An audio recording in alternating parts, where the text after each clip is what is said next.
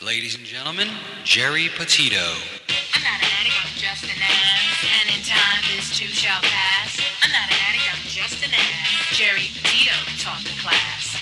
I'm not an addict, I'm just an ass. Loves the answer, the greener grass. I'm not an addict, I'm just an ass. One day at a time, free at last. When you don't know just what to do. Just what to do, just what to do. If what you're feeling is really true. Is it really true? Is it really true? Just keep your ideas safe and sound. Safe and sound, safe and sound. That's exactly how change is found. Change is found, change is found. I'm not an addict, I'm just an ass. And in time, this too shall pass. I'm not an addict, I'm just an ass. Geri Petito taught the class. I'm not an addict, I'm just an ass. Loves the answer, the greener grass. I'm not an addict, I'm just an ass. One day at a time, free at last. Hello, everyone, and welcome to the Geri Petito Show. Everyone and anyone who knows me knows I am the author of I'm Not an Addict, I'm Just an Ass. I'd rather be a smartass than a dumbass. Because, guys, this month, July 27th, I celebrated 33 years, honey, of being a smartass, okay? Through the grace of God. And yes, the word ass is in the Bible at least 40 times, and it means donkey, and that's what I was. I'm saying all that to say this. Guys, there's a lot of people out there struggling, even with health issues. I'm a nutritional health coach. I'm a recovery coach. All my services to you are free. Please, please reach out. Someone is listening. If you think my book can help someone, because I sure do, you can go right to Simon & Schuster's bookstore, Archway Publishing, BAM, Amazon, Barnes & Noble. You can go to my website, www.geripetito.com, and please subscribe to the Geri Petito Show YouTube channel. If anyone out there truly cannot afford my book but really needs it, please reach out to me about that as well. I'm here to help you. I want to give a shout out to a few of my sponsors before I introduce my incredible guests. We've got Stormin Norman Selden, 732-245-4777, www.storminnormanselden.com. Booking dozens of attractions for concerts and performances on venues of all sizes. He's got from a 5 to 12-piece band, guys. He's incredible on the keyboards. He's an amazing pianist. And a lot of people don't know this, but he helped get Larry Chance started. Larry Chance from the Earls. Remember the song, Remember Then? He helped get him started when he was a teenager. God bless you, Larry. Rest in peace. We were very good friends, and I miss you so much. Rest in peace, sir. Then we've got Ken Ryan and Linda Garofolo, The Way It Used to Be, singing songs from the 50s to the 80s, a tribute show to the greatest music and voices of all time. And guess what, guys? He also does Elvis for me. That's right, that's right. I love these two inside and out. They are beautiful people, and they do a lot of fundraisers for so many people. And I will mention one more right now today. John Bishop, a.k.a. Johnny B. Singer-Songwriter, host of the Entertainment Luncheon South, a nonprofit network created for the creative. Facebook group page, Entertainment Luncheon South. He's also the partner in the Joey D. and Johnny B. Rockin' Oldies Band. And guys, let me tell you something about him and his wife, Linny. They put on this luncheon once a month. They don't make a penny. It's by invite only. Entertainers fly in to be there, okay? $20, that's what it costs you. And you get food and you get incredible entertainment. Okay, so a shout out to both of you, Johnny B. and Linny. I love you both. Thank you for doing what you're doing to keep us all going, all right? Amazing. So now, guys, I want to introduce my two incredible guests, okay? So I've got here Joanne Broder. Yes, good. Nice to meet you, Geri. You too, sweetheart. Thank you for having me. I said your name right, right? Yes. All right.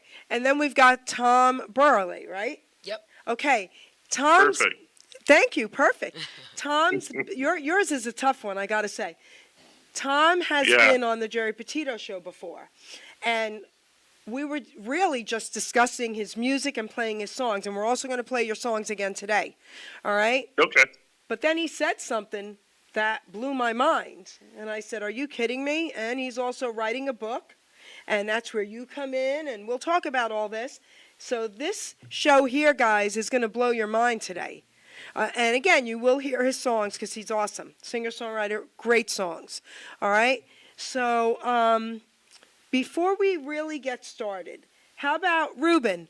Why don't we play one of Tom's songs? Let's give everybody something special here.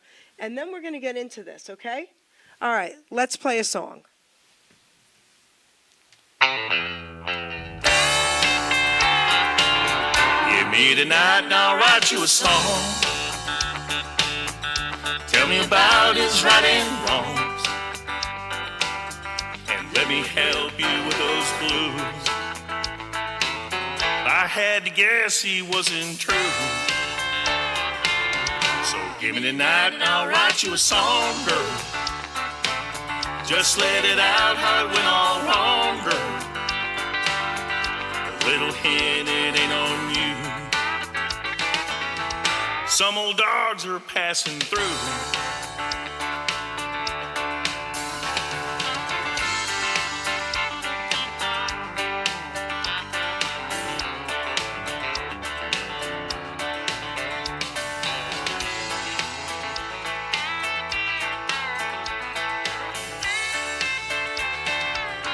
Give me the night and I'll write you a song. Except that, girl, you did nothing wrong. And dry those tears and set your sights. Find a nice young man, make him treat you right. 'Cause lovers come and lovers go, and most are bums, and you should know. He'll lead you on so they can play. Find you one that can pay his way. When night's over, here's your song. Hold your head up high, you did nothing wrong. Now here's your ticket and there's your gate. Grab your bag and don't be late. Give me the night, just give me the night. Give me the night, just give me the night, girl. I ain't talking your whole life. Just give me the night, just give me the night.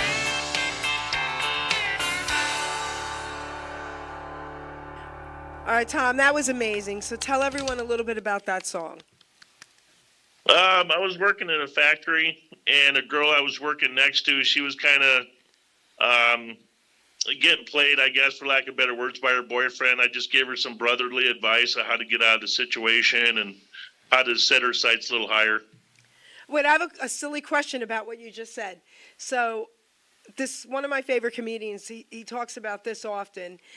So when a guy friend tries to help the girl get out of a situation she's in, is it because also the guy likes her? Oh, yeah. Well, that can be an angle. That can be a way in. I'm sure if you're a well, you know.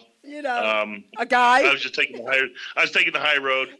I was old enough to be her weird uncle. All right, that's cool. I just had to ask.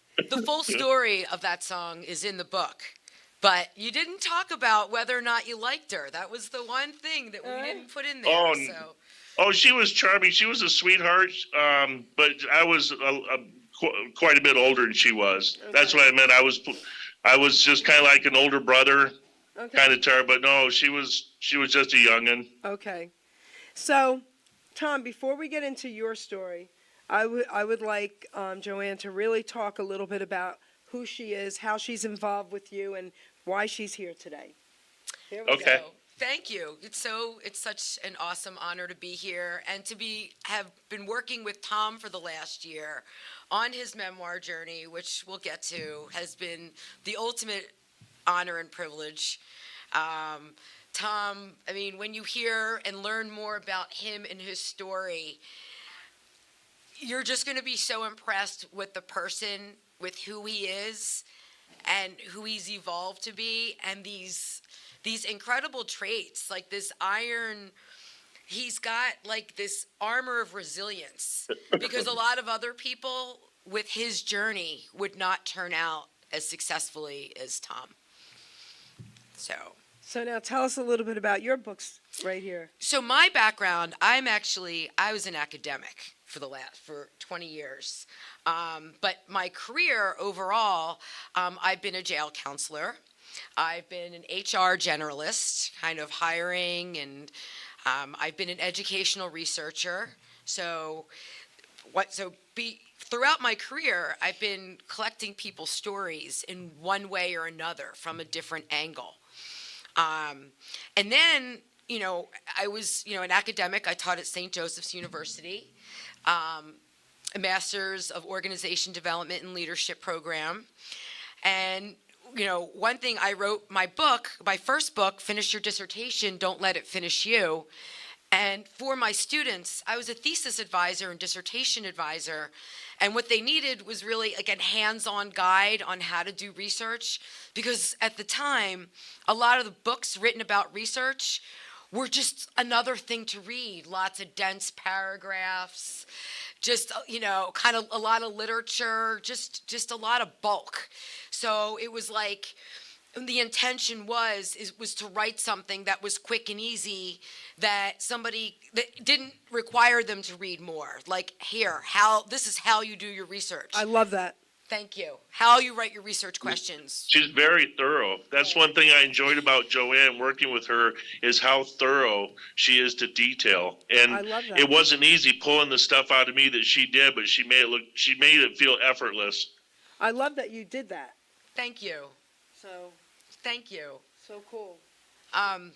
So, and while I was an academic, I was the co-founding editor of Psychology of Popular Media, was called Psychology of Popular Media Culture at the time. And what we do, this journal is all about, science and data of issues dealing with technology and media on individuals, on groups, on systems. So kind of how does all your technology use, kind of what's the data and the science behind it? And it's published by the American Psychological Association, which is, I'm a fellow member of the APA. I'll be there next week. If anyone's in Seattle, come find me. Just want to say that. And so my background, in media psychology with starting the journal, one of my big interests is social media presence. And, kind of in the early days of social media, it was kind of a Wild West. People would just kind of post without thinking and just say whatever. And so now within the APA, I'm very active. I'm a past president of the Society for Media Psychology and Technology. And one of my big initiatives, we call it device management and intelligence. So we don't like technology addiction. We like management. Okay. We like, so that's what my team and I have landed with.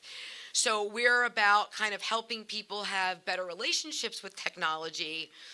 And then the device intelligence piece is all about, like, say, thinking before you post. Kind of like emotional and social intelligence is more about face-to-face interactions. But what about when you're scrolling online and you see something and you just blurt something?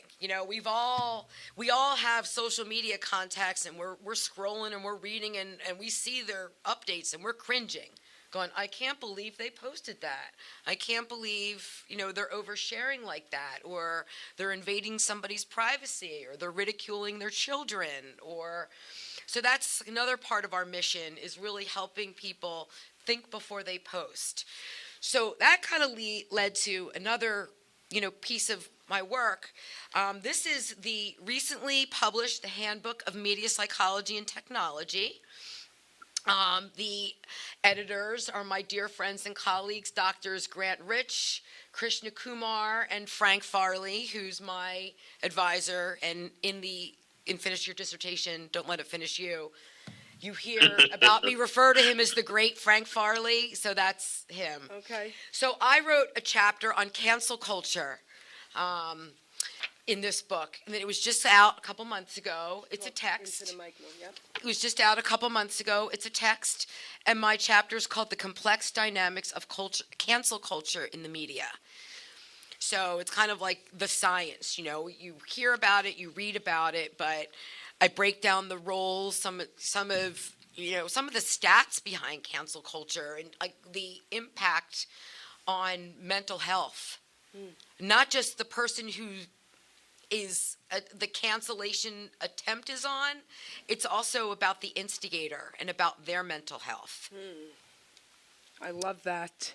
So, thank you. Wow. So after many years in academia, which I love dearly but needed a change of scenery, I got very inspired in the pandemic when all of a sudden people started to care about mental health and self-care. And I felt like it was a real transition time between when mental health was looked at as, as being something so extreme for people with, people, oh, he's schizophrenic, he needs therapy, or, everything was so exaggerated and stigmatized. But I think during the pandemic, it became more about, people just needing assistance, people needing guidance, people needing to be challenged and to need questions within themselves and to know what to do. And to also know what to do, which inspired, so a lot of that really inspired my transition out of academia and kind of pulling away from writing, for 20 years of my career, I was writing and editing for, psychology students, scholars in psychology and practitioners, therapists, clinicians, counselors. Oh, wow. So, and then all this bad information on mental health was coming out. So then I really felt like, you know what? We need to put some good stuff out there that helps the public understand what's going on, like topics in mental health and solutions, So which is how I started my weekly dose of pop-up psych. So I take, I call it, I address like those gray area, murky, cringy, kind of awkward topics. So I break them down. I try to give a little what if, like in a nutshell, just so you can understand it. Solutions if you find yourself in a situation, like kind of where to go. And, resources, kind of like what's your next step if you're looking to learn more about it. I like to sprinkle my work with data. I'm an academic, so I'll always kind of be an academic in my heart. So those that love for data will always be within me. How can they get in touch with you? Well, you can get in touch with me, my website, joannebroder.com. You can find me on Instagram and Facebook, Dr. Joanne Broder, as well as LinkedIn. You can message me, and again, my email, my phone number is on my website. I'm going to ask you a question based on everything you just said. Do you remember the movie Patch Adams that Robin Williams starred in? He played Patch. Not. Okay, you remember it, right? You have to watch Yeah. it. Okay. Patch Adams struggled with all these mental disabilities and suicidal tendencies and everything. The irony of this is that Robin Williams played this man, and look how Robin died, right? Yeah, it's ironic. But guess who- it's terribly ironic. Guess who I'm going to be interviewing soon? The real Patch Adams. That's amazing. It's amazing. It's amazing. So what he's done now is helped people who couldn't afford the care that insurance won't pay for, and he's gotten them all free care. That's So amazing, right? right. So you got to watch the movie. I will. All right, now I will. I have a question for you, and then we're going to get to this guy. You said you were also a jail No worries. counselor. Yes. Listen, that's what I heard. Yes. In the early to mid 90s, I did about 5 years. My line always was, I graduated college and went to jail. I love that. Was it a female facility? Both. Both. I worked with both. Yep. Were you scared? No, you can't really be scared. Okay. You have to be mindful of where you are. Just like little things, I would wear really, really baggy clothes. Because if, you're the only female that, some of these inmates see. But you have protection around you. You do, but you don't. Like sometimes it would be 2 corrections officers and you to 65 inmates. So you kind of had to carry But yourself. they have guns. No, not in jail. They have whistles and tear gas. Yeah, I don't think I would have done that. And then. well, whistles, the whistle blows. It's like every corrections officer in the facility drops what they're doing and responds. All right. So Now, let's get to this guy here. So Tom. So when I interviewed him, like I said, he said something that just blew my mind, that made us do what we're doing here today. So he's writing a book, a memoir, and tell them again what you're doing with him with this. So he, Tom reached out to me to work with me for his memoir. So how again, it's been an amazing journey working with him, working with you, as you're here, Tom. So when he reached out to me and we talked about it, I think the biggest priority is that he felt comfortable with me. Yep. And, you'll learn through his story, he's got some really dark Yep. and bumpiness. And for him to feel safe and feel comfortable through that and just to tell his story. Right. And making him feel, and making it as painless as possible. Okay. Yes. So, Do you have a title, Tom, yet? Because last time you No, did not. no, we sure don't. Okay. Because remember I told you what I thought, but we'll keep that a secret right now. All right. So listen, I'm going to ask you a question, and then she's going to take care of the rest of them. What inspired you? What inspired you to embark upon the memoir journey? From years and years of either lying about my past. So, because when you tell somebody, just actually the agony of telling somebody, because if you're truthful, when you tell somebody your mom murdered your father, it begs other questions. And I was moved around so much that pretty soon they were so confused.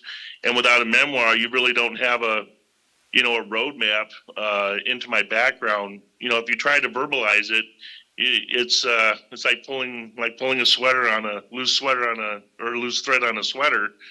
You just jumping around, it all comes undone. So just to save me some grief in life, and just read this and then come back to me with questions. So, okay, so you just brought it up about your dad being murdered by your mom. Just briefly tell us a little bit about what you saw, and then we're going to hand it over to Joanne.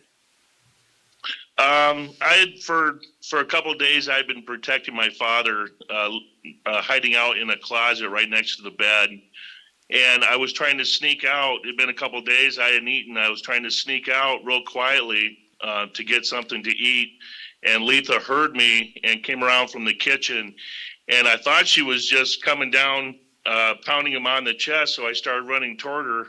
And then I noticed it was my jeweler's file from what Tom had got me to work on erector sets.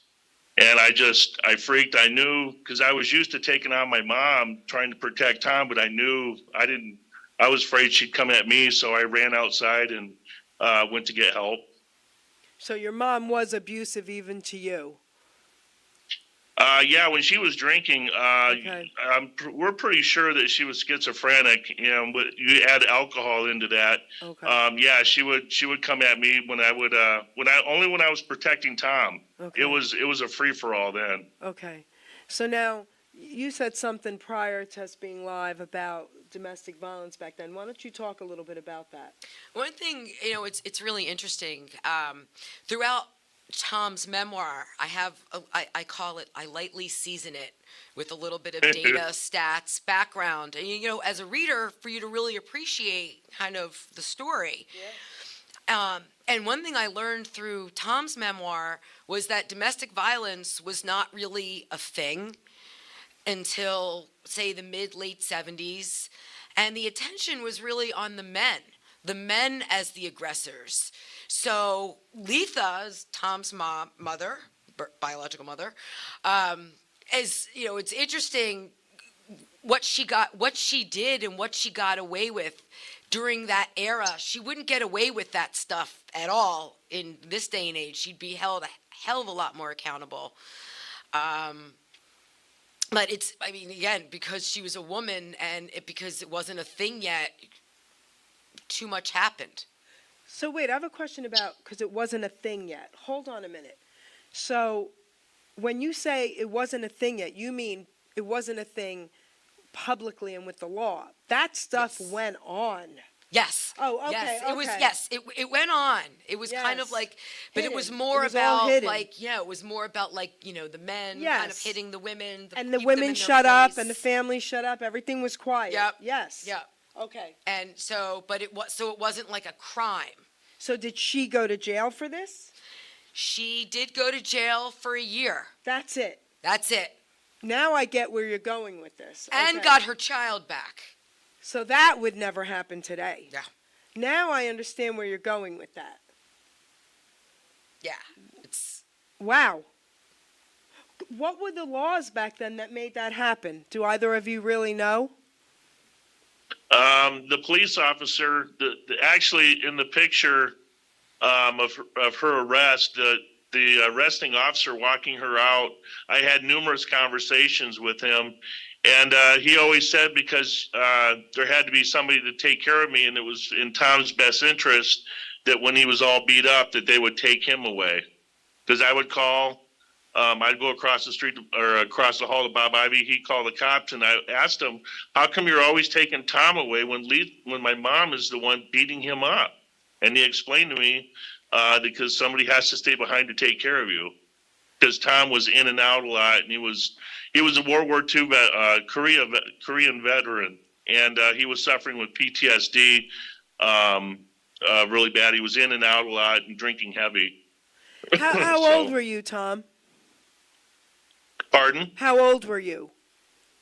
8 years. Well, when he was murdered, I was 8 years old. But there was 3 years when we moved in those apartments that it was just a lot of violence, a lot of dark violence. Never knowing what you were coming through the door. Who did you stay with for that year while your mom was in jail? My grandparents. Okay. And they didn't think they should keep you, or was it not that great there either? They were in their 60s at that time, and they didn't. Jack didn't want. Well, they just didn't see it fit to raise me. Okay, okay. So they had sent me over to my different sisters, Okay. trying to get a fit there. Okay. Continue now. so, you know, given, just to back up for a second. Yeah. I mean, Okay. with Tom, one thing I have to slip something that I believe is in the book, but something you said that really struck me is that you went to like a boys' home for a couple days and you really enjoyed it. Yeah, when I was taken away from my sister overnight, she had went to jail for child abuse and endangerment. So they put me in a boys' home, and it was great. It was like being back in the MCCC, which I mentioned in the book. We had 3 meals. There was there was no violence. All the counselors were really easygoing. And then my sister picked me up the next day, and I was just bummed because it was right back into hell. So, go ahead. So given all this darkness, like how did you know you were ready? Because, it feels like everybody wants to write a memoir, just learning, all the calls I feel. Everybody wants to write a memoir. But sometimes when pen to paper, they're not ready. Like they're not healed. They're not there. So how did you know you were ready? Great. To be honest, I was ready in my 20s, especially when I got in the military, because I felt like I was hiding something. But the truth is, when I had the money, when I had the money to finance the project, just like my music, once I had the money, I took that next step. I have another question. So there are a lot of people out there in abusive situations listening, and they're going to be listening. Trust me when I tell you. They're going to call me and ask me questions. And because I actually started doing the Geri Petito show based on addiction, recovery, and abuse. Okay? And I never allowed anyone to be a guest on my show unless they got through it and were now helping others, just like you're doing, and just like, what you're doing with him as well. So here's my question. So you were very young, then you spent time at your sister's, who was also abusive. How many siblings did you have? I have 4 sisters and two brothers, 4 sisters. And were you the youngest? I'm second to the last. Okay. There's one younger than me by 10 years. Okay, did they all witness this, or was it just you? Well, my siblings were all taken away from my mother to begin with, and then my mom kidnapped me. I was a ward of the court, but she grabbed me and headed south to California. So we'd already been in foster homes, living with my grandparents, things like that. Okay. So, because generational trauma, and it doesn't stop until someone says, I'm going to stop it. Because that's what this sounds like. And I'm sure your mom was also abused. Mm-hmm. Yes, obviously, and that's what happens. It's like, hurt people. Bullies are bullied at home. 100%. 1,000%. And I can attest to that with friends from Long Island City, what I found out. They were bullies and what went on. We'll talk about that after the fact, okay? Absolutely. So now, continue. Thank you for sharing that, Tom. So Sure. What other highlights from the book can you share with us? The big one's the murder of leading up to the murder of my father. Some close calls I had in the military, and just my perseverance. My highs and lows. Some of the places where I struggled will hopefully give credence to other people that struggle. It's like we all struggle. Just keep going. Would you say that that's like one? I think that's such a powerful message. And I think your book is such an inspiration because you are like the poster child for resilience. Thanks, Joanne. Like, so kind of at the end of the day, when somebody, finishes your book, puts it away, and let's say a week later, what would you want the one thing readers remember about you and your story? Yeah. Okay, come on. I would want them to, no matter what, no matter how bad things get, seek help. Counseling, a teacher, anybody, no matter what, go put your brain on the lift. And that's all you're doing is changing the oil. Talk to somebody. Talk. I don't care who it is, but just get out there and reach out to somebody if you're feeling low and slow. Amazing. Yeah. And I'm going to skip, actually, you've kind of addressed a question. One Oops. thing, well, no, this is good. It kind of leads, one thing that, I also admire about you is that how you've really taken charge of your mental health and you've dealt with all the trauma and all the work that you've worked so incredibly hard on kind of controlling your demons and just being at peace with yourself and your life. So what advice would you give to someone who's struggling with their mental health? Reach out to, depending on what facet of your mental health that you're struggling with. What I found is commonality. Reach out to groups. Try to find a group to get into. Birds of a feather flock together. You can exchange wounds, stories. The camaraderie usually picks up from there. I seen a lot of great groups when I was down the VA in Battle Creek, which is in the book. Yep. And 100%. I think people have their egos and their pride, but they're never going to get help. And yeah, you're right. Get help. And in this day and age, there's so many different ways to do it anonymously. You have 988 or suicide helpline. And there's all different ways to get counseling and treatment for all different income levels. So it's there.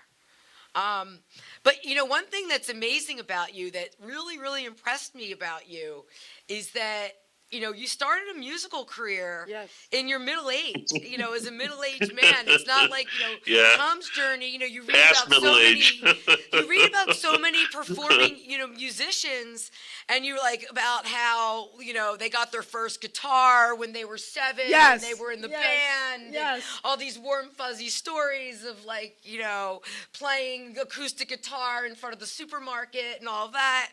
But yours didn't start like that. So No, nothing so does for me. what advice do you have somebody who wants to start a musical career later in life? Yes. Practice. Well, the first and foremost, we hate to hear it, but practice, practice, practice, and don't give up.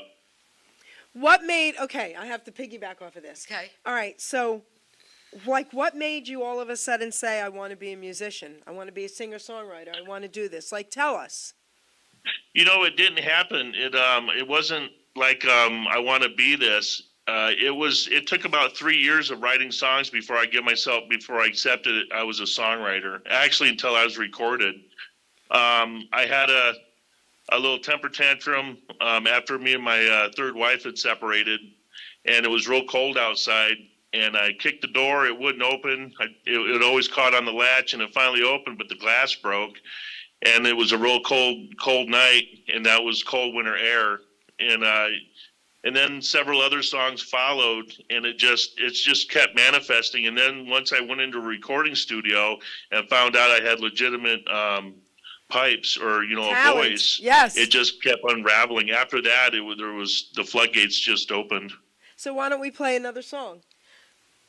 Absolutely. And then I'll give you a couple just a little info about his early years with musician, because I have to disagree with you. I mean, yes, you didn't become a musician, labeled musician until your middle ages, but music was a part of you your whole life. Oh yeah, And, I forgot that, Joanne. Yeah, he you're has absolutely some great correct. childhood story. Yeah. There's a whole chapter in his book about his musical journey. All right. Wait, let's play a song and then I want to Yes. hear some of it. Okay. That'll be Okay. really cool. Okay. Good All catch, right. Joanne. Here we go. Yes. Yes.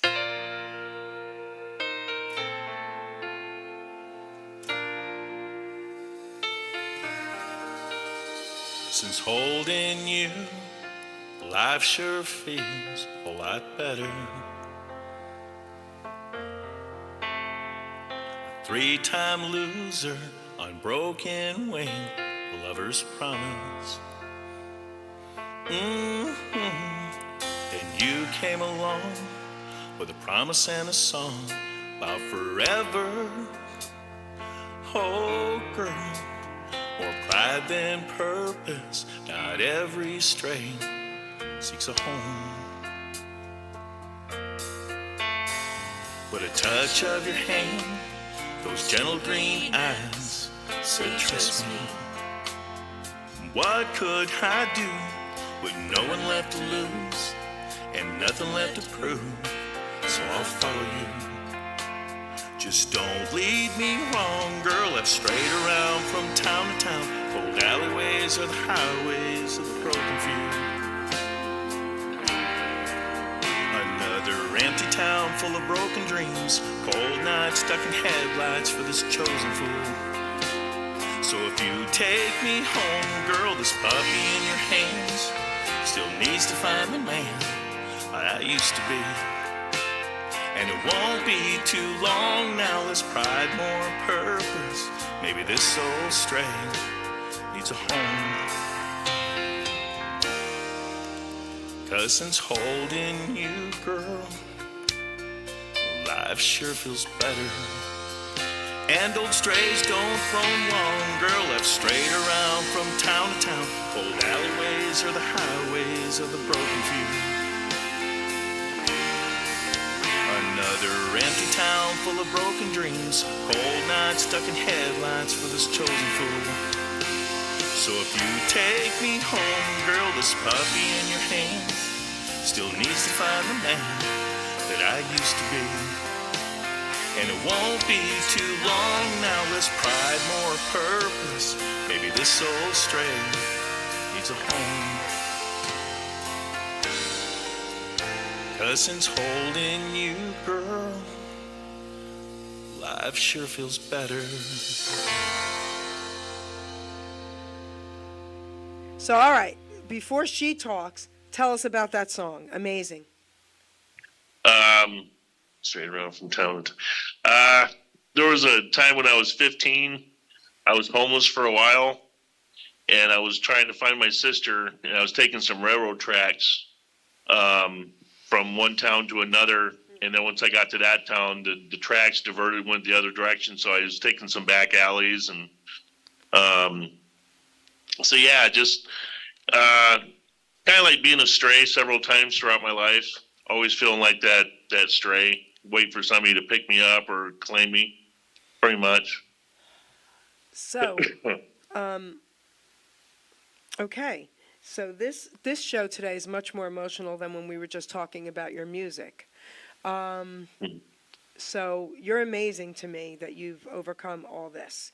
So now let's talk about what you want to talk about with his music and how he started younger than he thought. Well, again, I don't think it's not like Tom in his, late, mid 40s just said, I'm going to do this. Okay. There was, how you used to walk around the perimeter of the playground when you didn't quite fit in. He used to sing, walking around the perimeter of the playground. You did connect with your grandmother. His grandparents were musical. Yeah. So he did get some of that. Yeah. The military. Mm-hmm. The military. Okay. He was like Mr. Karaoke. Okay. Yeah. So That's basically where I cut my teeth as far as anything formal singing was karaoke. So let me ask you this. Would you say that, in a sense, music helped save your life? Yeah, it gave me I don't know if it saved my life, but it definitely gave me a place of solace. Yes. Of solace. Solace, yes. Yeah, it gave, in a large part it did. Yes. It gave me somewhere comfortable to be. Yes. So many people tell me that, And I always say, music's innate in us, Without it, I don't know what I would do, And, if you put like a six-month-old baby in a bouncy and you turn music on, they are going to bounce. Yeah. It's innate. They're going to start bouncing. You know what I mean? We all need it, Amazing. Yeah, it soothes the soul. Amazing. Any more questions, girl? Well, in the chapter, we have all his songs and the story behind the songs. That's so cool. And some of the songs, I'll say that he wrote in like a minute. It's almost like he sneezed them out. So like there's just, again, what inspired him was really amazing. And amazing. And it's, talk about someone who really took lemonade, made lemonade out of lemons, made very sweet lemonade out of lemons. Yes. Well, thanks, Joanne. I admire you. But I have to say one funny highlight from working with you. I remember the military chapter, which has some dark moments, kind of like any young soldier per se. How old was he in the military? Airman. How old? I went in 21 to 37. Whoa, wait. I was 22 when I went in. Wait, hold on a minute, and then you talk. You were in the military that long? Yeah, I was in for 11 and a half years. 11 and a half years, okay. Okay, now you continue. And his military career is super, super impressive. But one thing I remember, so there's one story that Tom has that includes kind of an exploding helicopter, right? It was the mid-air arrestment, actually. Mid-air arrestment. I won't go into all the details, but that's the closest I've ever come.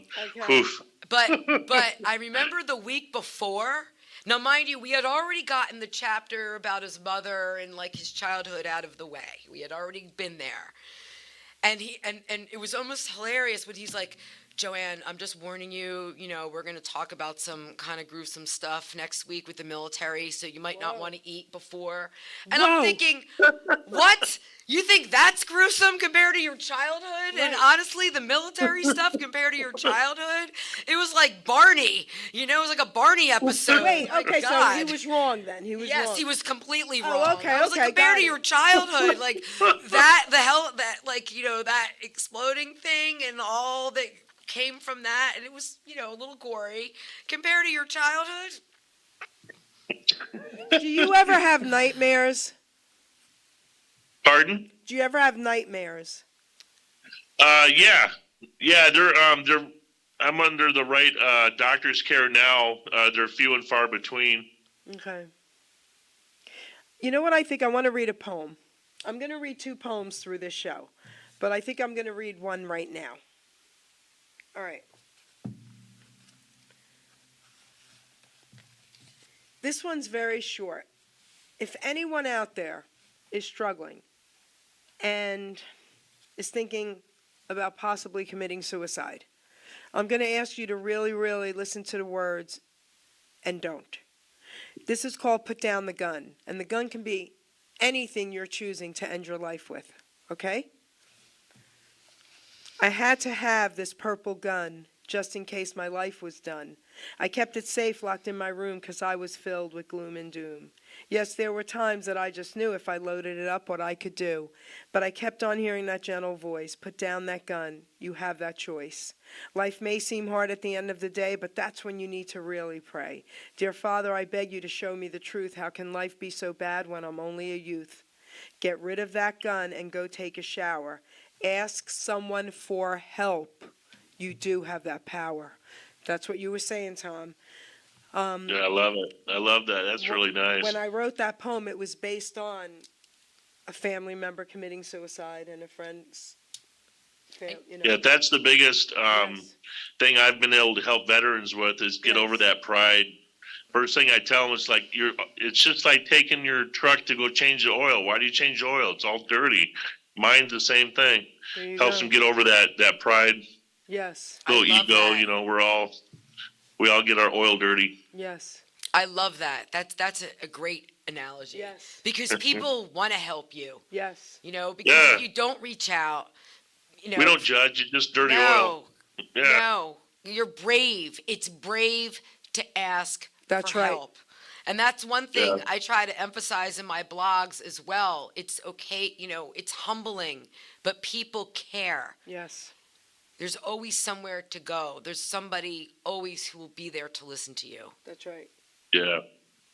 What else you got for us, girl? And let's see. So knowing what you know now that you've been there, done that, Been there, done that, been Tom. there, done that, what would you do differently about your memoir journey? Oh, okay. To be honest, I hate to be so quick on this one, but I wouldn't change anything. Oh, Really? Good. Well, that's good. At least he, didn't say, that was No, I really, wouldn't. No, I mean, really, and I always try to find one, 3 good things, one thing you need work on, but no, it was effortless. All right, so I have a question. When is this going to happen, people? So it's done. Okay, it's It is done. done, Yay. and it's now being shopped around Okay, to agents for publication. okay. We're not self-publishing.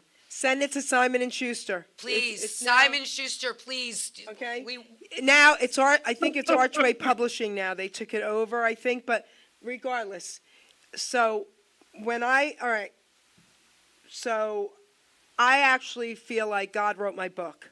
And I know we have different views on that, but I woke up with a voice saying, write your book. I'll never forget that.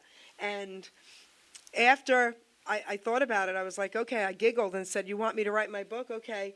And I called my brother because we took care of my father. He had Alzheimer's. And I would fast and lock myself in my house once a year for 30 days. That was what I did for health.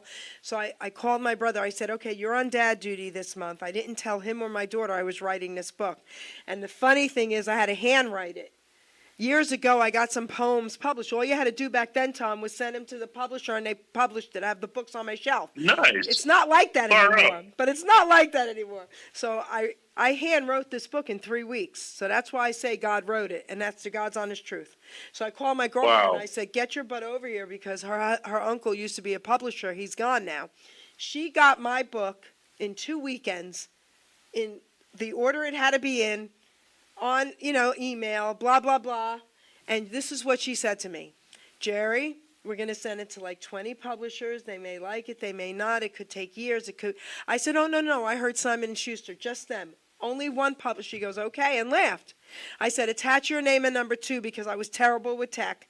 And, okay, I kid you not, 5 days later, I'm on a 3-way with Simon & Schuster and my friend. They loved my book and published it. That's why I say it was from God. But so send it to them, please. Okay, they love good stuff. Okay, this is intriguing. This is amazing. I can't imagine any publisher saying, I don't want to publish this book. Okay, so, Oh, thank you. oh, but I mean Thanks it. for the vote of confidence. But I mean it from the bottom of my heart. I mean, first of all, there are a lot of stories similar to children being abused and family members and blah, blah, blah, right? Not many kids who are now grown feel the worth to do what you're doing. You can help save so many lives with this memoir. And I know that. Yeah, that's my intent. I know that. Yeah. So we've got to get this out there, kiddo.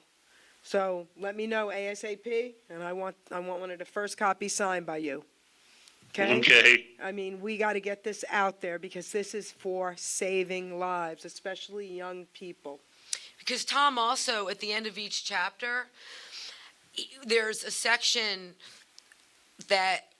about his wisdom, like what he would tell his younger self, or what he would tell somebody going through whatever it is right now. Oh, that's amazing. So it's not just his story. Right. It's it's like, what would he have, dealing with a mom like that, what he would tell young Tommy, or what he would tell, Right. a little boy today. So I have a question. How many pages is it about?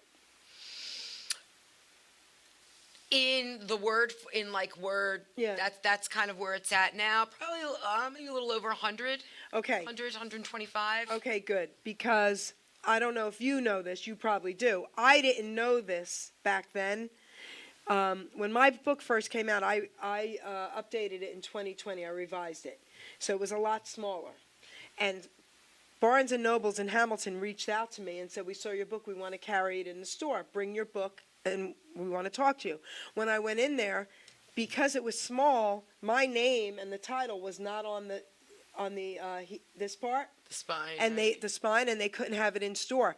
The one thing that the woman who dealt with me with Simon & Schuster was to forget to tell me, you need a certain amount of pages to have your name and title on the spine.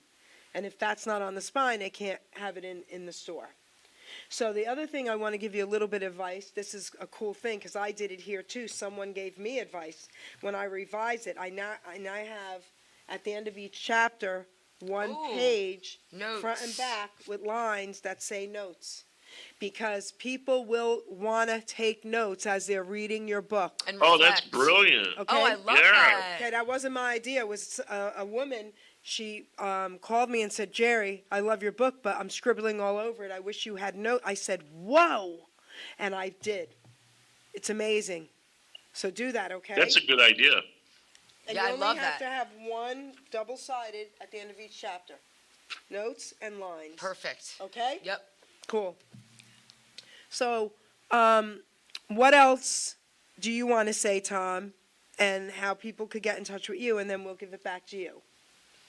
Yeah, my email address is Buehrle Systems, BUEHRLESYSTEM @yahoo.com, or through my Facebook page, Tom Buehrle, BUEHRLE. Okay. Now, I'm going to give the mic back to you for a few minutes, and then we're going to let him close, and then we'll play his last song, okay? Oh, you know what? Let me read this other poem. Sure. All right? I want to read one more poem. Great. Yes. Okay. So this poem is called Abuse. So when I wrote this poem, my mother was very tough. She was a tough woman. She never beat us or any of that stuff, but her tone was very rough.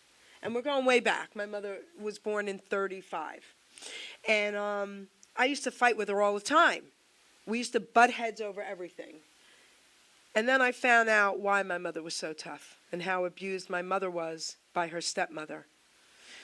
And her real mother died when she was only 28 of breast cancer, and that's another whole story. But she left them, girls, before she died. Okay? That was another whole story. So when I found out the truth, I was able to forgive my mother. I remember, like, crying on my knees. My mother was already gone, and saying, Mom, I forgive you. You know? So Forgiveness is for us. That's It's right. to set you free. that's right. So this poem is called Abuse, and I want everyone out there who's in an abusive situation, whether it's with a parent, with a sibling, with a spouse, with a boyfriend, girlfriend, whoever it is, teacher, I don't care who it is, okay? I need you to listen to this and get help. While writing this poem, my heart sure will break. Abuse towards a child causes a child to ache, not just for a moment or even a year, a lifetime of sorrow, as in forever, I fear. A child is helpless, should be cared for and fed, not abused and disrespected, tortured and left for dead. The monsters that do this, that sentence should await. That poor child was stripped, now in our hands is his faith. The monsters that do this should be put to death. For that child they destroyed, let them take their last breath. They should not serve in jail. What the F? They serve their time? Forever a child is damaged, but they get away with this crime? They are not human, nor healthy or sane. They're suffering too. Let's put them out of their pain. We need to be more strict when it comes to breaking laws. When people rape and murder, the punishment should fit the cause. Child abuse is also towards boys, not just females alone. Step up to the plate, people. Abuse needs to be known. How adults just ignore, I can never conceive. They too are sick. This truth, please believe. It's so much deeper than we'll ever know. Crime against kids is the lowest of low. Domestic violence is second in line. At least they're adults accepting this crime. Most is towards women, and there are some men. Regardless of sex, it happens time and again. If you are involved in being abused, it's time you are heard. Stop being confused. There is so much help if you want it to end. You do have a voice. Please speak to a friend. There is help out there. Ask now. Please don't wait. Reach out to them now before it's too late. Stop being a victim. Stand up for yourself. Please face your fears. Store them high on a shelf. Seek out the Lord. He's not far away. If you ask him for help, he can save you today. That's for anyone out there who is being abused. Please, please reach out. Reach out to me. I can get you help. Reach out to Tom. Reach out to this beautiful woman right here. Okay, if anyone can get you help, she can. Remember, she went into prisons. Okay? So what I want to do now is give you the mic. Say anything else you'd like to say. Ask him another question if you'd like, and then we're going to let him close, and then we're going to play his last song. Okay. Well, thank you, Tom. Like, just embarking upon this journey with you has been amazing. You know, just Same here. thank you. You know, how we work. We work through Zoom. We're not near each other. So we work on Zoom, and I would share my screen for the document we were working on. We always knew where we were going. We met beforehand, and we organized how we were going to tell his story through chapters. Things change along the way. You know, there are some chapters that we had to combine, some we had to split, some, just it happens. But we wrote again through Zoom. He saw what I wrote. I would record. Just so I could capture so I could capture everything. And sometimes my goal would always be, to keep up with him. But if I couldn't, I had the recording. Okay. So if it was like a rough session, and let's say he was talking fast and I couldn't understand him, I would just be like, hands off the keys, just talk, and I'll go through it later. Okay. Because again, it's, you being okay and you being in a good place and feeling good about everything. Another thing I think that I brought from my academic life into my memoir writing life is that I'm very nurturing. I'm a mom. And as I Yeah. say to everybody, I say, I'm not your mother, but I'm a mother. So when we would have like harder days, I was really like concerned, like, what are you doing? What are you doing after the session? It's a mom thing. It is I a told mom you. thing. Just to make It's a mom sure thing. that, he wasn't, like, we weren't going to have a hard day. And, Yeah. and then, he had to be on. I remember actually one of our really hard sessions for you, the one, ending about his mother, that one. Remember we Yeah. went over. Oof. We went over. And I didn't care because we just had to finish it. And it was so gratifying for Tom. I felt so gratified. Like it was just and it was messy and it hurt and it was hard. And I remember being there, my head hurt, but I was happy because we were getting through it. And he was like, almost done, almost done, almost done. And I remember I logged off that session and all I wanted was to watch my dog play with other dogs. Like, I needed to regroup. I love All that. I had to just watch, I had to organize a puppy play date. Like, that was it. It was like, I just need to bring my mind to a whole you did. different And you place. did. Yes. So, All right. always when you're in that space, take care of yourself. Yes. And if you work with me, I will make sure you take care of Yes. yourself. And I will cut you off if you're not having a good day, because your mental health and you feeling good about the process is more important than finishing this journey, finishing this manuscript. I You can always love make up Yep. time. everything you said, and I love how you put things. Thank you. All right, Tom, I'm going to give the mic to you. You have a couple minutes. What would you like to share with everyone out there and with this beautiful lady? Joanne, it's been an absolute pleasure. I look forward to more projects like we had talked about before. If it goes on to bigger and even better things, I don't want to jinx it by saying it out loud. But I guess if I could say anything, what I could reiterate what I said earlier, was just reaching out, talking to somebody, finding somebody you can trust. Just because it's not a family member, sometimes we have ingrained in us and everything that you can trust your parents. Not in large part you can't, but if you can't, you've got to talk to somebody, get the help, no matter what. Okay. And I was thinking in the book, Joanne, maybe we should put the International Suicide Hotline, add that in there. Yeah. Absolutely. Okay. Great Yeah, suggestion. other than that, that's all I've got, Okay. Jerry. It's been a pleasure. Well, first of all, I want to thank both of you for honoring me here today. This was amazing.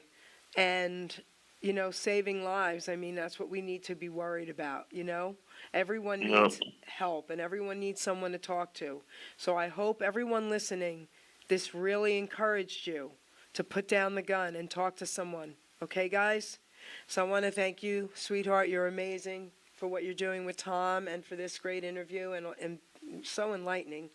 And I want to thank you, Tom, again for being here with me. Beautiful, beautiful interview. Producer, take us out. We're going to do this. Not my song. We're going to play his last song. Okay, here we go. And thank you, Jerry. You're welcome. Thank you. It's been an honor and a privilege to be here.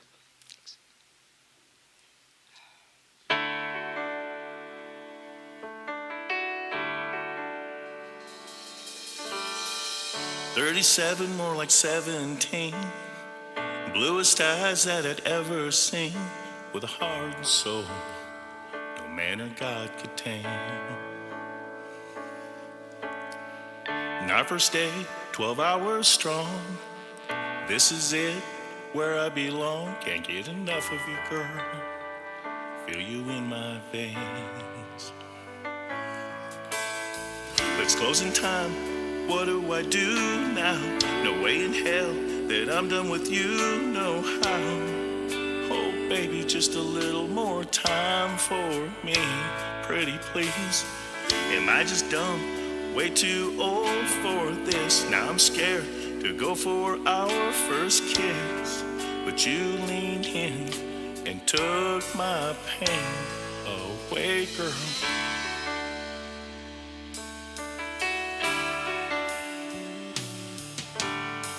Has this old man done found what he's looking for? The kind of girl that'll help you hang onto the shore when life crashes in on you.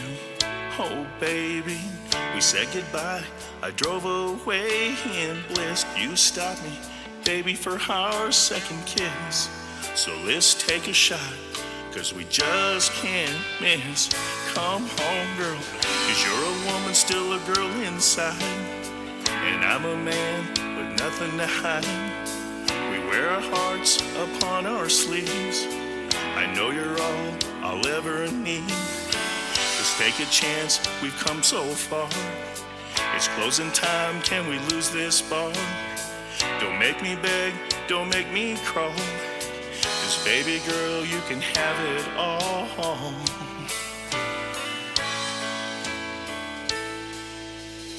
It's closing time, what do I do now? No way in hell that I'm done with you, no how. Oh baby, just a little more time for me, pretty please. Not first day, 12 hours strong. This is it, where I belong. Can't get enough of you, girl. Feel you in my veins. It's closing time, what do I do now? No way in hell that I'm done with you, no how. Oh baby, just a little more time for me, pretty please, girl. Am I just dumb, way too old for this? I'm scared to go for our next kiss, but you leaned in and you took my pain away, girl. Closing time, what do I do now? No way in hell that I'm done with you, no how. Please, baby, just a little more time for me. 37, more like 17. Bluest eyes that I'd ever seen, with a heart and soul no man or God could tame.